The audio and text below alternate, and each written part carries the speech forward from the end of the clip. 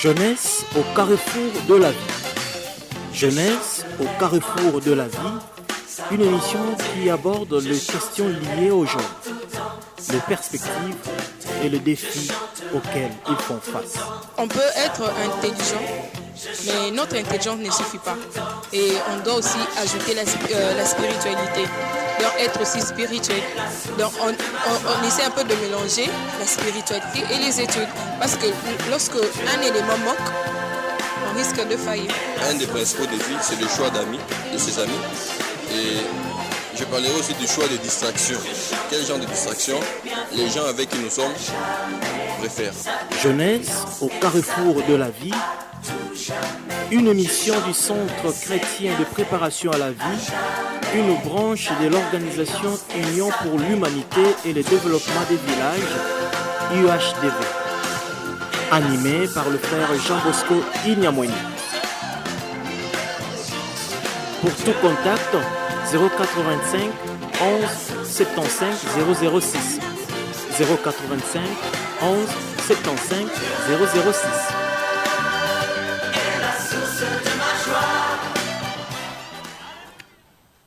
Dieu est et reste notre seule source de joie. Nous sommes dans la joie de vous rencontrer dans le cadre de notre émission Jeunesse au carrefour de la vie. Je ne suis pas seule sur ces plateaux, je suis ensemble. Je suis avec le frère Enoch que je salue. Bonjour frère Enoch. Bonjour sœur Eunice, bonjour amis auditeurs de la radio de l'unité dans la diversité, la radio ECC, vous qui nous suivez de partout. Bonjour papa Jean Bosco. Bonjour sœur Eunice, bonjour aux auditeurs et auditrices qui nous suivent en ce moment. Je dis particulièrement bonjour à maman pasteur Mimi Kawata, bonjour à maman Bedi Mpinga, bonjour à maman Yvonne Chubungo, toutes les mamans de mon église et toutes les mamans de la RDC, je dis bonjour, et particulièrement à mon épouse, je dis bonjour. Merci beaucoup. Avant de pouvoir entamer le sujet d'aujourd'hui, nous allons demander au frère Enoch de faire l'économie de l'émission précédente. Alors, j'aimerais que nos auditeurs ne perdent pas le fil d'idée. Nous sommes en train de parler de la vie. Et en parlant de la vie, nous sommes en train de mettre de l'emphase sur la vie dans la société. Et comme nous le savions bien, la vie dans la société commence dans la famille. La famille qui est donc l'unité des bases de la société. Et dans la famille, nous avions vu le rôle du père. Et la fois passée, nous avions parlé du rôle de la mère. Mois de mars oblige donc. Nous avions dit, en parlant du rôle de la mère, que la mère, c'est une femme qui a donné naissance à au moins un enfant. Nous avions dit que cette définition n'était pas loin de la définition d'une mère ou d'une mère animale et de la mère dans d'autres contextes. Mais la meilleure des définitions, c'est de dire qu'une mère, c'est une femme qui prend le rôle et la responsabilité maternelle dans la vie d'un enfant. Dans la vie d'un enfant. Et nous avions abordé le rôle suivant. Nous avons parlé du premier rôle, le rôle physique. Sans trop de commentaires, nous vous rappelons que la mère est le premier hôtel de l'enfant, la première habitation de tout homme, le premier restaurant, la première cuisine de tout homme. Et nous avions dit que la mère reste le premier contact de tout homme dans le monde. Deuxièmement, nous avions parlé du rôle social de la mère. Et là, nous avions dit, si le père a comme rôle le commandement, la mère a comme rôle l'enseignement. Donc l'enseignement relève du ressort de la mère. Et nous avions dit que l'enseignement comporte un caractère pédagogique et un caractère informatif. Et nous avions également dit que dans l'enseignement, il y a l'aspect insistance et il y a également l'aspect correctionnel. Voilà un peu de façon laconique ce qu'a fait l'objet de notre émission de la fois passée. Merci beaucoup, frère Enoch. Papa Jean, qu'est-ce que vous nous apportez aujourd'hui? Aujourd'hui, nous voudrions entrer dans le vif, commencer à décortiquer les relations au sein de la famille. Et c'est très important parce que de ces relations dépendent les comportements que les uns et les autres affichent dans une famille. Donc, nous allons parler des relations au sein d'une famille. Pourquoi parler de ces sujets? C'est très important parce que nous avons dit que la famille se trouve être cette usine qui produit des hommes pour la société. Et c'est très important que les gens apprennent à vivre des relations harmonieuses en famille de manière à ce que lorsqu'ils sont versés dans la société, qu'ils puissent aussi entretenir des relations harmonieuses avec leurs pairs. Et ça, c'est très important que nous parlions des relations, parce que le fondement de toute relation, c'est dans la famille. Papa Jean Bosco, avant d'aller dans les vifs, qu'est-ce donc une relation? Une relation, c'est un lien entre deux ou plusieurs personnes. C'est ce lien-là qui fait que les uns et les autres se reconnaissent dans un groupe donné par rapport à la considération qu'ils se donnent les uns les autres. Et ça, c'est très important. Ces liens-là, que nous appelons les relations ou la relation entre personnes, ces liens entre plusieurs personnes qui se sentent unies ensemble, qui se sentent obligées d'évoluer ensemble dans un environnement donné, c'est ce que nous appelons relation. Merci Papa Jean Bosco. Alors dans le cadre de la famille, quelle est donc la première relation qui existe? Oui, avant d'aller à la première relation, nous devons d'abord mettre des socles. Okay. Nous voulons dire que libota nyonso et banda kana libala. Et ça, je reviens parce que j'insiste. Vous allez voir que même les qualités ou la qualité de relation est fonction du fait que nous sommes dans une famille où batu babandana libala to babandana libala te. Wana eza penza likambo ya moboko, likambo ya mutuya to ete libota nyonso, libota oyo na ndenge nzambe akeleli yango, libota esengeli ebanda na libala ya mwasi na mobali. Donc bangonde bazali moboko ya libota, bangonde bazali base ya création ya libota. Ça, c'est très important. La famille est créée par un mariage unissant un homme et une femme. Et c'est la base même de la famille. Et la vie dans la famille, comme dans toute autre société, dépend des relations que les membres de la société ou de la famille développent entre eux. Ça, c'est très, très important. Donc, la première relation familiale, c'est la relation qui relie l'homme, le mari à la femme, l'époux à l'épouse. Et cette relation est une relation très capitale parce que les autres relations dépendront de celle-là. Les autres relations sont subordonnées à cette relation entre le mari et la femme, l'époux et l'épouse. Et ça, c'est très important que nous puissions comprendre que relation entre mobali na mwasi, au fait en lingala c'est un peu pauvre, mwasi comme époux on l'appelle épouse, on l'appelle mwasi, et mari comme époux on l'appelle mobali, mais je voudrais bien parler de la relation entre l'époux et l'épouse. Ça, c'est une relation principale. Et même dans toutes les sociétés, parce que nous allons voir que l'éducation venant de la famille, cette relation est capitale, cette relation est principale. Et c'est de cette relation que nous voudrions parler cet après-midi. Papa Jean, pourquoi cette relation est capitale et importante? Parce que cette relation est à la base, est au commencement de la société. Cette relation entre un mari et une épouse, c'est la relation qui est au commencement même de la société. Voyez-vous, quand nous sommes dans Genèse, la Bible déclare que Dieu a vu qu'il n'était pas bon. Pour la seule fois que Dieu regarde et qu'il voit qu'il n'était pas bon. Nous voyons que précédemment, quand il regardait, il disait, c'est bon, c'est très bon. Mais pour la seule fois qu'il regarde qu'il n'était pas bon, c'est simplement parce qu'il a constaté que l'homme était seul. Alors qu'il était avec des animaux. Alors qu'il vivait avec des oiseaux. Qui étaient ses compagnons. Aujourd'hui, il y a des gens qui se plaisent, disent, non, nous avons des animaux de compagnie. Donc, les chiens, les chats. Non, ils ne suffisent pas. Ils ne suffisent pas. Mais lorsque Dieu veut résoudre ces problèmes, pour créer l'équilibre dans la société, comme je l'ai dit la fois passée, il va créer une femme. Et il ne se limite pas là. Dieu pouvait créer une femme et la laisser errer. Quand vous lisez dans la Bible est claire. La Bible dit Dieu l'amena vers l'homme. C'est Dieu qui a amené la femme vers l'homme, sans dire à l'homme que c'est ta femme.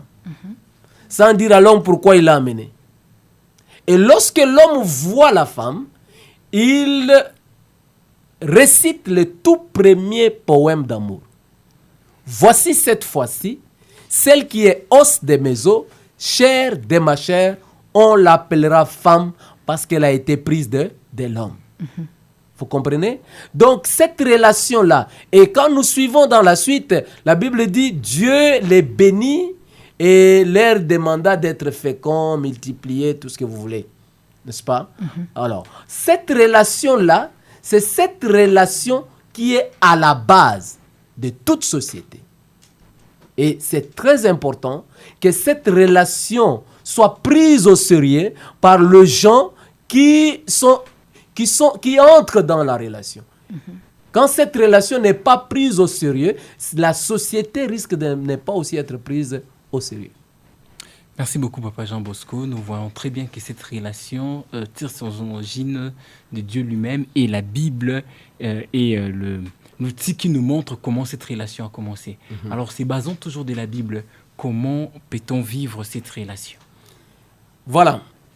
Quand vous lisez dans le même verset que je lis à 24, je crois, il dit « C'est pourquoi l'homme quittera son père et sa mère, s'attachera à sa femme pour devenir une seule chair. » Cette relation a des conditions. Pour que cette relation soit bien vécue, il y a des conditions. La première condition, c'est de quitter. Vous ne pouvez pas entrer dans une relation de mariage tout en restant chez vous, tout en restant chez le parent. Non. La première condition pour avoir un cadre propice à développer la nouvelle relation ou la relation maritale, c'est de quitter son père et sa mère. Comment les quitter? Les quitter physiquement.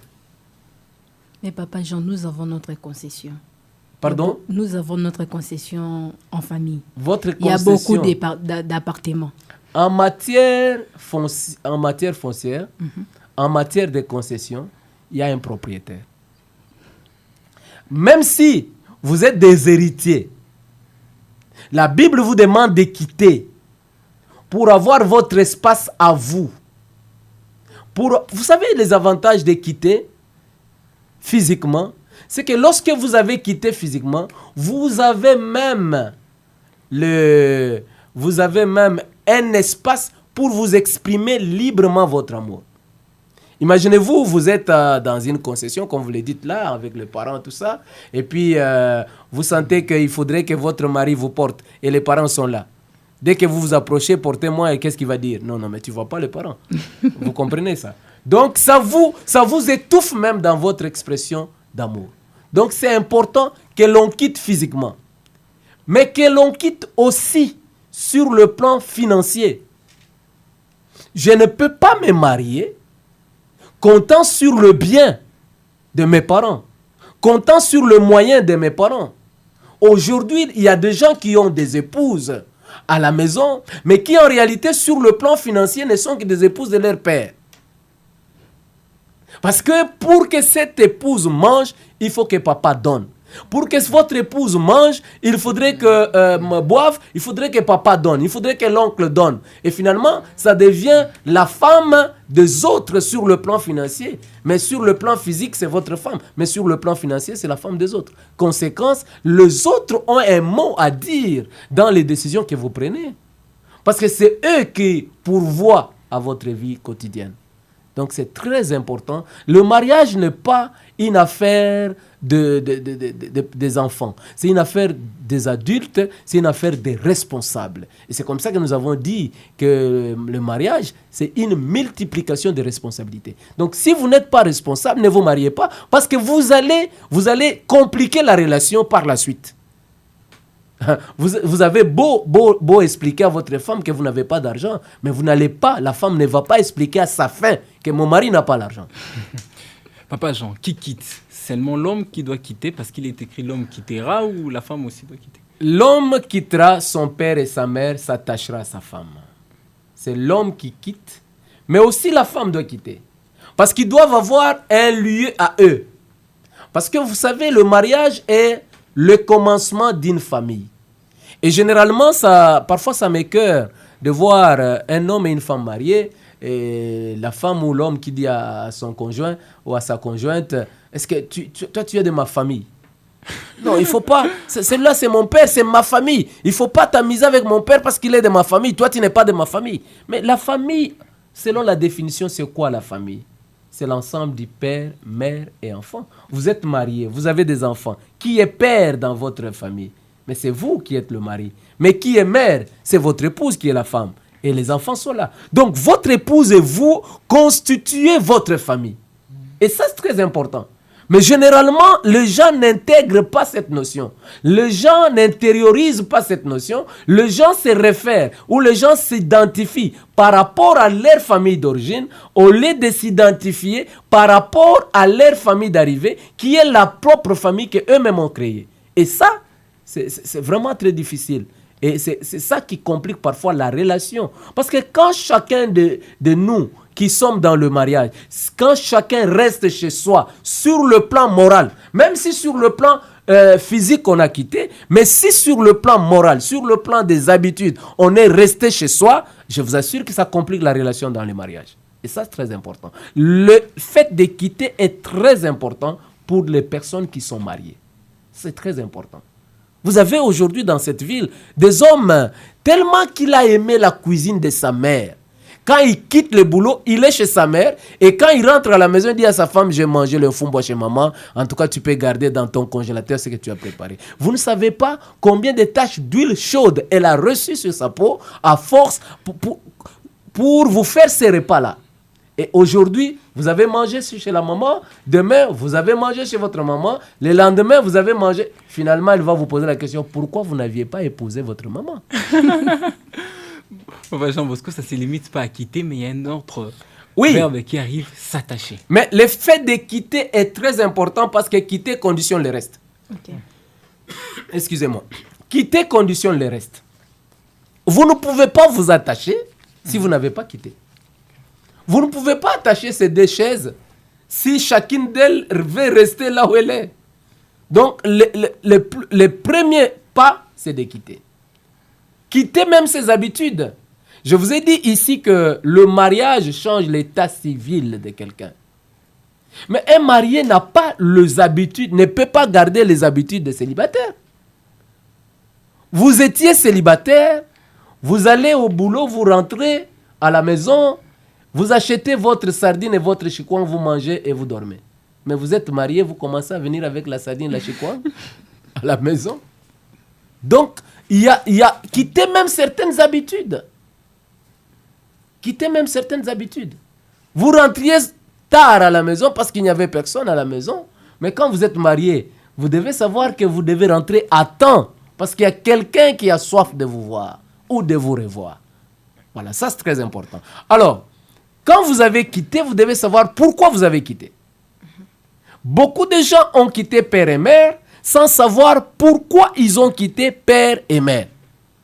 Et ça, c'est très important. La Bible dit, l'homme quittera son père et sa mère et s'attachera à sa femme. Donc, le travail dans le mariage, et c'est là où nous allons vraiment nous asseoir aujourd'hui, le travail dans le mariage s'appelle attachement. C'est-à-dire, vous devez vous attacher, devenir des amis.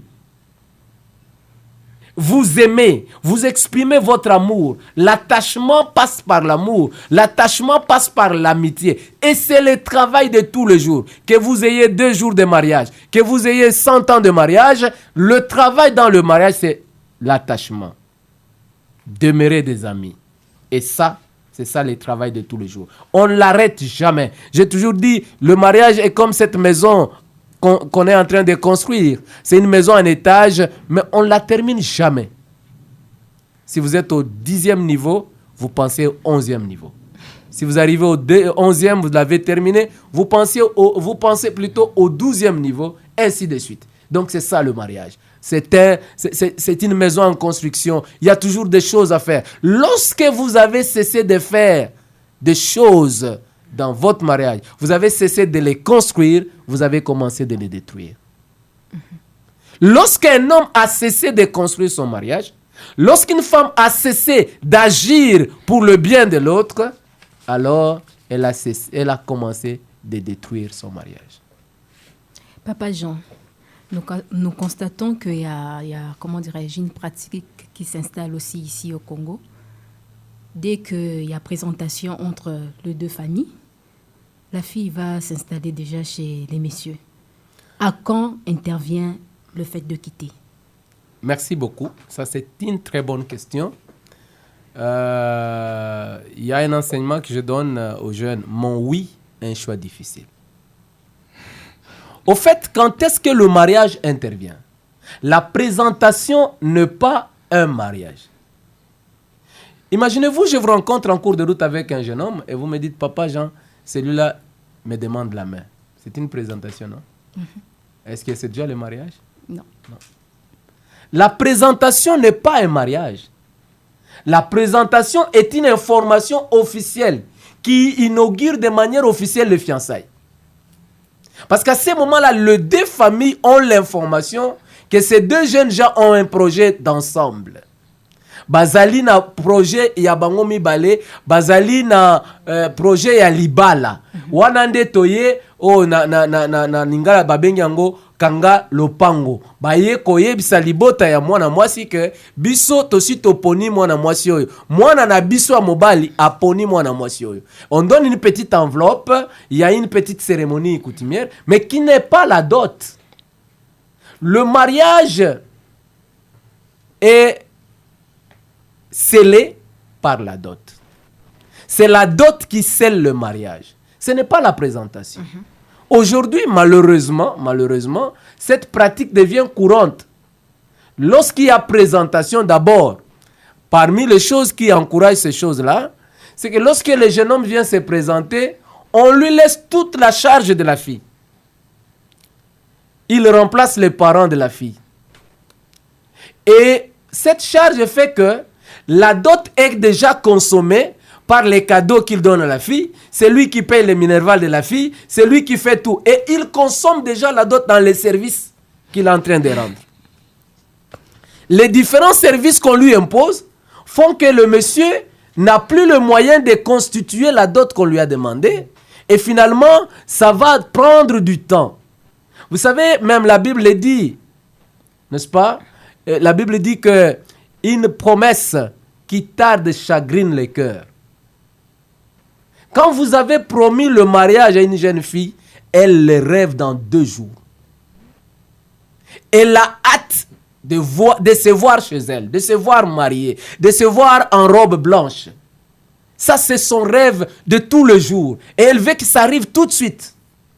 Mais malheureusement, on donne une longue liste au jeune homme qui ressemble à une montagne.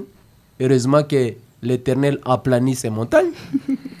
Et finalement, on lui donne encore la charge de la fille.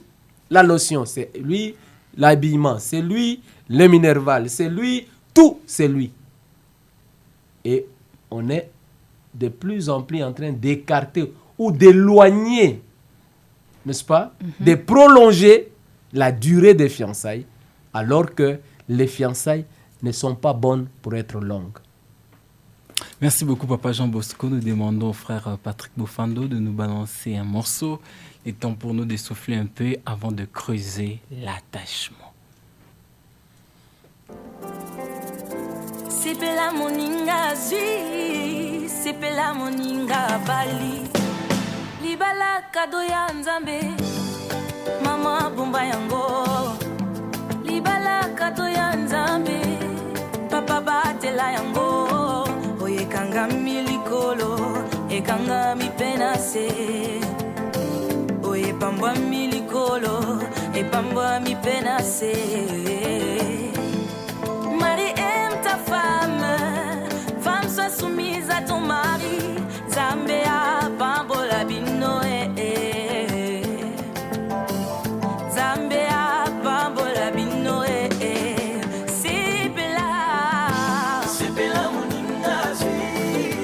Sipela moninga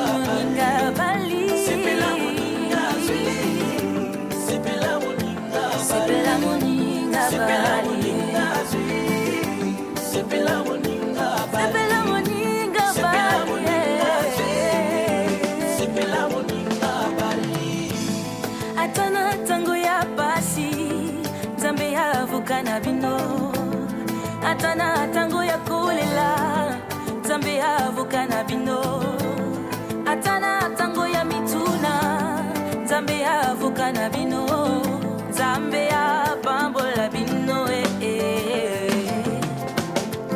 Nzambe apambola bino oh.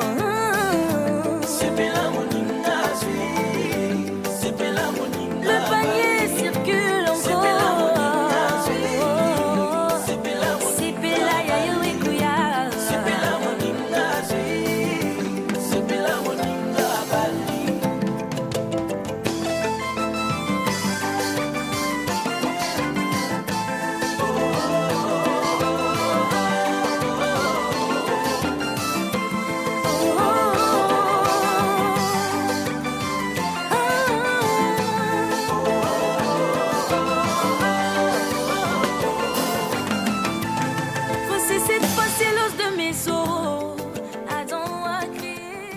Merci beaucoup, Frère Patrick, pour ces deux mélodies. Papa Jean, nous revenons à vous. Oui, j'étais en train de dire que j'ai donné les conditions, il y en a trois. La première, c'est quitter. Et on n'a pas quitté pour rien. J'ai quitté mon bureau, c'était pour venir au plateau. Mais si je m'étais limité au niveau de ce mouton-là, je n'aurais jamais tenu cette émission. Il y a beaucoup d'hommes qui ont quitté, mais qui errent. Sans comprendre que j'ai quitté pour m'attacher à ma femme. Il s'attachera à sa femme pour devenir une seule chair, qui est la conséquence du fait de quitter, de s'attacher, on devient une seule chair. Alors, là, ça c'est les conditions. Mais le premier principe de l'attachement, c'est l'amour. Quand nous lisons dans Éphésiens chapitre 5, la Bible dit ceci au verset 25. Marie, aimez vos femmes comme Christ a aimé l'Église et s'est livré lui-même pour elle, afin de la sanctifier, après l'avoir purifiée par le baptême d'eau, afin de la faire paraître devant lui, cette Église glorieuse, sans tache ni ride, ni rien de semblable, mais sainte et irrépréhensible. Nous avons Tite, chapitre 2. Il est dit ceci. Dit que les femmes âgées doivent aussi avoir l'extérieur qui convient à la sainteté. N'être ni à donner au vin, qu'elles doivent donner de bonnes instructions dans le but d'apprendre aux jeunes femmes à aimer leur mari et leurs enfants et à être chastes. Bon, la suite. Donc ici, parce que généralement les gens disent aimer, c'est le devoir de l'homme. C'est pourquoi j'ai lu les deux textes. Le texte d'Éphésiens qui demande aux maris d'aimer leurs femmes et aussi le texte de Tite qui demande aux vieilles femmes d'instruire aux jeunes femmes de leur apprendre comment aimer leur mari. Ça, c'est très important que dans le mariage et le socle même du mariage, les ciments qui cimentent le conjoint, le ciment qui unit les conjoints comme deux briques, c'est l'amour. Et ça, c'est très, très important. C'est très important que l'on puisse, dans le mariage, l'homme et la femme s'aiment et que l'on sente qu'ils s'aiment. Ça, c'est très important. Et cet amour-là, cette relation d'amour, garantit 4 choses. La relation d'amour entre l'homme et la femme, quand ils s'aiment, en tout cas de manière sincère, ce que dit la Bible, l'amour sans hypocrisie, il y a 4 choses qui sont garanties. La première chose, c'est la longévité du mariage. Donc, l'amour fait que le mariage va durer le plus longtemps possible. Deuxième chose, c'est la paix dans la famille. Vous savez, quand papa et maman s'aiment, ils développent une relation harmonieuse, la famille est en paix. Mais quand il y a la guerre entre les deux, il y aura nécessairement la guerre en famille parce que le groupe de ceux qui sont dans l'environnement, ceux qui sont dans la famille, risque de se composer en 2 groupes. Il y a les alliés de papa et les alliés de maman. Et à ce moment-là, ça devient une guerre. Même si ce n'est pas une guerre exprimée. Même si les enfants ne savent pas exprimer leur rancœur, leur haine vis-à-vis de leur papa, qu'ils considèrent comme ennemi parce qu'allié à maman, mais ils subissent et ils souffrent dans le cœur, ils développent certains sentiments négatifs vis-à-vis de leur papa à partir de chez eux. C'est comme ça qu'il y a des enfants qui sont devenus les ennemis de leur papa à partir de la maison. Et lorsqu'il a grandi, il considère son père réellement comme son ennemi. Il ne peut rien faire pour son père. Ça, c'est très important. La paix en famille est... Troisième élément que cela garantit, c'est la sécurité des membres de la famille. Vous savez, les enfants se sentent toujours en insécurité quand ils savent qu'il risque d'y avoir éclatement du mariage de leur papa, de leurs parents. Quand les enfants observent, ils se disent, ici, en tout cas, il y a risque de divorce. Les enfants, posez des questions aux enfants de parents divorcés, ils vous diront qu'avant le divorce, ils se sentaient en insécurité. Et même pendant que ceux-là ont divorcé, les enfants sont en insécurité. Ça, c'est la troisième chose. Et la quatrième chose, l'amour entre papa et maman assure la solidarité et l'unité familiale. La famille devient solidaire et unie. Parce que l'homme et la femme sont un.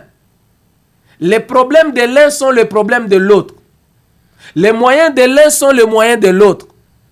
Il y a cette unité-là et cette solidarité qui fait que on ne se sent pas trop oppressé parce que on est ensemble, on partage ensemble, on résout les problèmes ensemble, on jouit des biens ensemble et la vie devient une vie harmonieuse. Même si on n'a pas assez de moyens, mais le fait d'avoir cette harmonie-là fera que l'on sourit ensemble. C'est quoi le deuxième principe, papa Jean-Bosco? Oui, je voudrais d'abord m'appesantir sur l'amour. C'est très important. L'amour, ce concept, il est multiforme. Mm-hmm. Ici, je voudrais parler des deux types d'amour qui doivent caractériser la vie d'un couple ou la vie conjugale. Le premier type d'amour, c'est l'amour érotique. Il n'y a pas de mariage sans attirance physique. C'est très important, sinon vous risquez de vous retrouver dans une association. Regardez, lorsque l'homme voit la femme, il la voit différemment. Il ne la voit pas comme le singe. Parce que l'homme était à côté du singe qui est l'animal le plus proche de l'homme. Mais lorsqu'il voit la femme, il fait un poème. Il dit, voici cette fois-ci. Il s'identifie à la femme. Il voit son os dans la femme. Il voit sa chair dans la femme. Il est attiré par la femme. Et ça, c'est très important. C'est très important que la femme, que le mari, que vous voulez prendre en mariage, pour les jeunes qui nous suivent, que ces maris-là physiquement vous attirent. Que cette femme-là physiquement vous attire. C'est important. Même s'il y a prophétie. Oui. Même s'il y a prophétie, mais vous devez la regarder, voir est-ce qu'elle vous attire ou elle ne vous attire pas. Vous n'allez pas vous marier avec une femme dont le nez vous énerve parce qu'il y a eu prophétie, sinon vous serez éternellement énervé. Parce que vous aurez ce nez-là à côté de vous. Aujourd'hui, il y a des gens, et même chrétiens s'il vous plaît, qui ne peuvent pas présenter leurs épouses, qui ne peuvent pas rester à côté de leurs épouses parce qu'ils estiment que, bon, la beauté est relative, mais quand vous estimez que votre femme n'est pas belle, vous comprenez déjà, alors qu'elle devait être pour vous la plus belle du monde. Mais quand vous la trouvez moins belle, ça devient dangereux. Quand vous trouvez votre femme moins attirante pour vous, ça devient dangereux. Et ça, c'est très important. L'amour érotique se trouve être le démarreur de l'amour conjugal. Et même dans le mariage, l'amour érotique entretient l'amour conjugal. C'est comme ça que lorsque vous êtes marié, n'arrêtez pas de vous soigner, n'arrêtez pas de vous entretenir sur le plan physique. Parce que le mari qui t'a vu, le mari qui a été envoûté, qui a été séduit par vous, par votre beauté, il faudrait que cette séduction-là reste permanente. Au moins, ça, c'est un envoûtement permis. Merci, Papa Jean Bosco. Mais il y a des aînés qui disent aux jeunes gens, ce qui compte, c'est le comportement. Mais bon, physique, bon, kitoko. Mais c'est ce qui crée aujourd'hui des problèmes. Il faut lier les deux. Il ne faut pas séparer. Il ne faut pas séparer les deux. Oui, les comportements, bien sûr, mais aussi la beauté, l'attirance. Vous comprenez? L'attirance. Parce que qu'est-ce qui fait qu'aujourd'hui, là, il y a infidélité? Vous savez que l'amour érotique a son départ dans les yeux. Pour l'homme, c'est les yeux. Et quand il a vu, il est attiré. Quand il a vu et qu'il est attiré, il s'est produit en lui un certain nombre de hormones, dont la sérotonine, qui fait qu'il est attiré et il va vers la personne. Mais si cette hormone n'est pas produite devant ta femme, et que ta femme n'arrive pas à produire cette hormone-là ou ces hormones-là, et que ces hormones-là, la sérotonine, l'oxytocine, la dopamine, sont produits sur la rue, mais tu as des problèmes. Tu as des problèmes. C'est important, j'aimerais dire aux serviteurs de Dieu, et nous qui conseillons les jeunes, qu'il n'y a pas un seul aspect à négliger. Il y a l'aspect comportemental, mais il y a l'aspect physique aussi. C'est important. C'est important. Quand Adam dit voici, il a vu le comportement? Non. Il a vu quoi? La personne. Il a vu la personne. Le mariage commence par la vue. J'ai vu ma femme et elle m'a attiré. Les comportements, je le vis après. Et les comportements, on peut dire, bon, à cause du comportement, j'arrête. Mais on peut aussi travailler un comportement pour amener la personne à un changement. Ça, c'est très important. Et d'ailleurs, il n'y a aucun homme sur la terre qui a un comportement parfait. Ça, c'est très important. Donc, j'ai parlé de l'amour érotique. Et cet amour exige la disponibilité. La disponibilité. Il faudrait que le mari, et c'est là, je parle de l'attachement. L'attachement veut aussi dire être disponible à son conjoint, être disponible à sa femme. Aujourd'hui, là, les qui cherchent fait que nous devenons de plus en plus indisponibles. Vous verrez quelqu'un, le mari est aux États-Unis, la femme est ici. Je vous ai dit l'autre fois, l'amour érotique a horreur de la distance et de l'absence. Et ça, c'est très important. Parce que tu dois apprécier la personne. Mais tu vas l'apprécier comment si tu n'es pas disponible. Donc, la première condition de l'amour érotique, c'est la disponibilité. La deuxième condition, c'est le romantisme. Le romantisme. Nous sommes dans Cantique des Cantiques.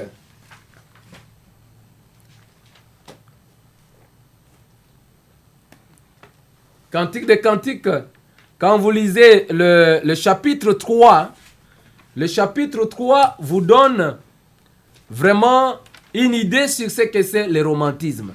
Le fait de vanter son épouse, de vanter la personne que l'on aime.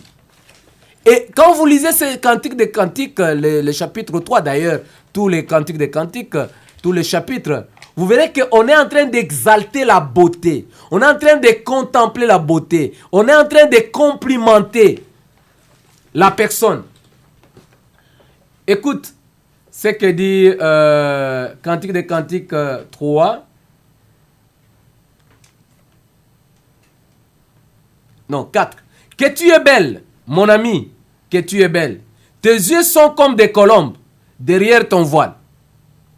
Tes cheveux comme un troupeau de chèvres suspendu au flanc de la montagne. Tes dents. Donc, il est en train d'observer toutes les parties du corps et il est en train de le louer. Il est en train d'admirer cela. Et c'est très important.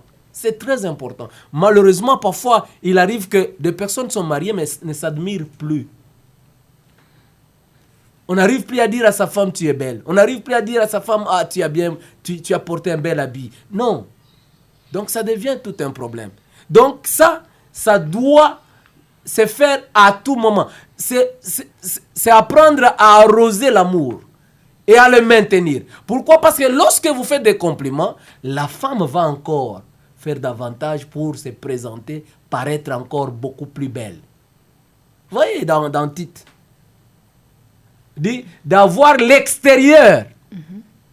Non seulement la sainteté, mais aussi l'extérieur. On parle aux femmes âgées. On ne parle pas aux jeunes femmes. Et n'ayez pas seulement la sainteté, mais ayez aussi l'extérieur. Et ça, c'est très important que cela soit entretenu. Il y a les soins corporels et puis il y a la discipline et la maîtrise de soi. Ça, c'est très important. Parce que l'amour érotique, c'est un amour très dangereux. Surtout pour les hommes parce que c'est un amour qui a pour source les yeux. Or, l'homme ne se promène pas les yeux fermés. Lorsqu'il se promène, il voit. Et c'est là où l'amour devient dangereux. Il peut devenir divisible et multipliable. Quand vous fixez les yeux sur n'importe quelle femme sur la rue, vous pouvez avoir des problèmes dans votre couple. Raison pour laquelle il faut de la maîtrise de soi et de la discipline personnelle. Et Job nous apprend ça. Dans Job chapitre 31 verset 1er, il dit « J'ai fait un pacte avec mes yeux. » Vous qui m'entendez, vous qui ne vous rassasiez pas, faites un pacte avec vos yeux. J'ai fait un pacte avec mes yeux, je ne fixerai pas mon regard sur une vierge. Ça, c'est très important. On nous parle souvent du deuxième regard. Si vous voulez vraiment fixer le regard, fixez-le sur votre épouse. Et ça, c'est très important. Il faut de la discipline personnelle. Un homme qui n'a pas de la discipline dans ces domaines-là, c'est un Maurice Grévis. Il sème à tout vent. Oui, vous allez vous mettre à s'aimer à tout vent et vous allez créer des problèmes. Parce que là, nous sommes en train de parler de la famille et je suis en train de mettre le socle pour dire que sans discipline, dans ce domaine de l'amour érotique, vous allez avoir plusieurs femmes et vous allez créer des problèmes dans votre propre famille et les relations vont être empoisonnées dans la famille et les comportements vont être un comportement rebelle, un comportement empoisonné qui va apporter des problèmes à la société au lieu que vous mettiez sur le marché social de personnes qui apportent des solutions. Vous allez mettre sur le marché social des personnes avec des blessures qui apportent des problèmes aux autres. Nous sommes presque à la fin, Papa Jean Bosco. Qu'est-ce que nous allons retenir en quelques phrases pour aujourd'hui? Nous étions à l'introduction, nous sommes en train de parler de relations au sein de la famille. Nous voudrions d'abord décortiquer ce que doivent être les relations entre mari et femme, qui sont les deux acteurs principaux d'une famille. Nous avons parlé de conditions, quitter, s'attacher, devenir une seule chair. Et là, nous sommes en train de développer l'attachement qui a pour principe l'amour. Et nous sommes là en train de parler de l'amour. Nous avons vu d'abord l'aspect de l'amour érotique qui est un aspect très important, qui n'est pas un amour païen. Très souvent, les gens le donnent. Il n'y a rien que le diable a créé. Le premier poème de l'amour qui introduit l'amour érotique dans le monde, il est dans la Bible. Donc c'est très important que l'homme soit attiré par sa femme et que la femme soit attirée par son mari. Donc pour aujourd'hui, nous sommes arrêtés là. Et la prochaine fois, nous allons parler de l'amour agape, et nous allons voir la deuxième condition qui est la soumission, et nous parlerons de la troisième condition, ou le troisième principe plutôt, qui est le respect mutuel. Et c'est sur cette note que nous terminons notre émission d'aujourd'hui. Sinon, nous allons nous retrouver encore le mercredi prochain à la même heure sur la même chaîne. Portez-vous bien, que Dieu vous bénisse.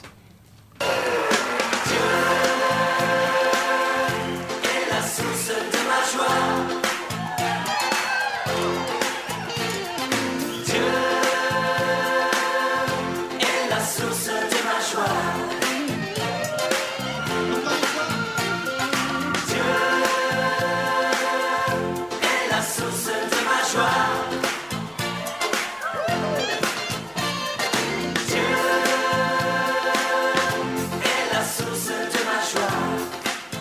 Jeunesse au carrefour de la vie.